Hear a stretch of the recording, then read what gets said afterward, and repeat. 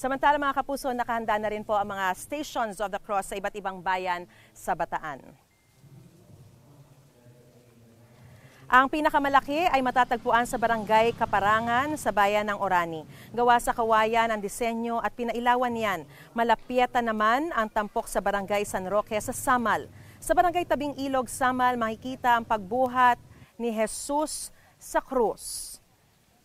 Sa Ilocos Norte, kabilang din sa mga pinapasyalan ng mga turista ang Stations of the Cross. Sa bayan ng Burgos, malapit ang mga krus sa malalaking wind turbine ng isang farm. Dinarayo rin ang Stations of the Cross sa isang simbahan sa bayan ng Pasukin.